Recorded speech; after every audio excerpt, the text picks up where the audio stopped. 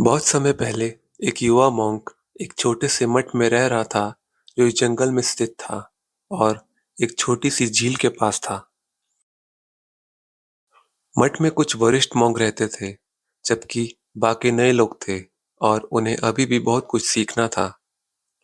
मठ में मॉन्क के पास कई दायित्व थे, लेकिन सबसे महत्वपूर्ण उनकी दैनिक दिनचर्या थी, जिसमें उन्हें बैठकर अपनी आंखें बंद करनी होती थी और घंटों तक मौन ध्यान करना होता था।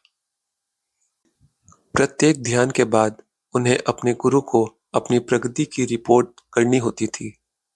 युवा मॉन्क को कई कारणों से अपने ध्यान अभ्यास के दौरान ध्यान केंद्रित करने में कठिनाई हो रही थी, जिससे वह बहुत गुस्सा हो गया था। जब युवा मॉन्क ने अपनी प्रगति की रिपोर्ट अपने गुरु को दी, तो वरिष्ठ मॉन्क ने एक सरल प्रश्न पूछा, जिसमें एक छिपा हुआ सबक था। क्या आप जानते हैं कि वास्तव में आपको गुस्सा क्या दिला रहा है? युवा मॉन्क ने उत्तर दिया, ठीक है, आमतौर पर जैसे ही मैं अपनी आंखें बंद करता हूँ और ध्यान करना शुरू करता हूँ, कोई इधर-उधर घूमता है और मैं ध्यान केंद्रित नहीं कर पाता। मैं इस बात से परेशान हो जाता हूँ कि कोई मुझे परेशान कर रहा है, जबकि उन्हें पता है कि मैं ध्यान कर रहा हूँ। वे और अधिक विचारशील कैसे नहीं हो सकते?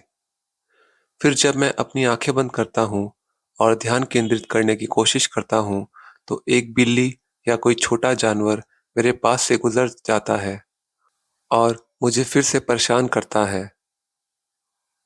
इस समय तक जब हवा चलती है और पेड़ की शाखाएं शोर करती हैं, तब भी मुझे गुस्सा आता है।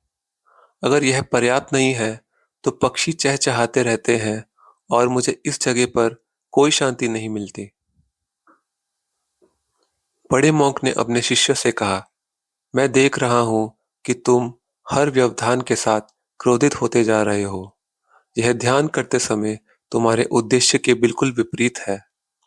तुम्हें अपने आसपास के लोगों, जानवरों या किसी भी अन्य चीज से नाराज न होने का कोई तरीका ढूंढना चाहिए जो तुम्हें परेशान करती है। गुरु के परामर्श के बाद युवा मॉन्क मठ से बाहर चला गया और एक शांत जगह की तलाश में इधर-उधर देखने लगा ताकि वह शांति से ध्यान कर सके। उसे झील के किनारे एक शांत जगह मिली। वह अपनी चटाई लाया, बैठ गया और ध्यान करना शुरू कर दिया।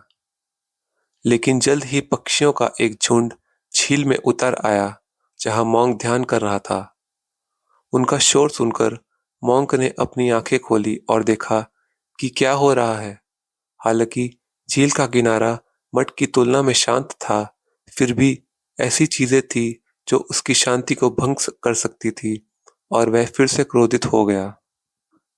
हालांकि उसे वह शांति नहीं मिली जिसकी उसे तलाश थी, फिर भी वह झील पर वापस आता रहा। फिर एक दिन मॉन्क ने झील के किनारे एक छोटे से घाट के अंत में एक नाव बंदी देखी। तभी उसके मन में एक विचार आया, क्यों ना मैं नाव लेकर झील के बीच में चला जाऊं और वहां ध्यान लगाऊं। झील के बीच में मुझे परेशान करने वाली कोई चीज नहीं होगी। उसने नाव को झील के बीच में ले जाकर ध्यान लगाना शुरू कर दिया। जैसा उसने सोचा था, वहां उसे कोई व्यवधान नहीं था। वह पूरे दिन ध्यान लगाने में सक्षम रहा। दिन के अंत में वह मठ लौट आया। यह कुछ दिनों तक चला और मॉन्क रोमांचित था कि उसे आखिरकार ध्यान लगाने के लिए एक शांत जगह मिल गई। तीसरे दिन मॉन्क फिर नाव में बैठ गया और झील के बीच में जाकर ध्यान लगाने लगा। कुछ मिनट बाद उसने पानी की छींटें सुनी और महसूस किया कि नाव हिल रही है। वह परेशान होने लगा कि झील के बीच में भी कोई या कुछ उसे परेशान कर रहा है। जब उसने आंखें खोली, तो देखा कि एक नाव सीधे उसकी ओर आ रही थी। उसने चिल्लाया, अपनी नाव दूर ले जाओ, नहीं तो मेरी नाव से टकरा जाओगे। लेकिन दूसरी नाव लगातार उसकी ओर बढ़ती गई। उसने फिर से चिल्लाया, लेकिन कोई फर्क नहीं पड़ा।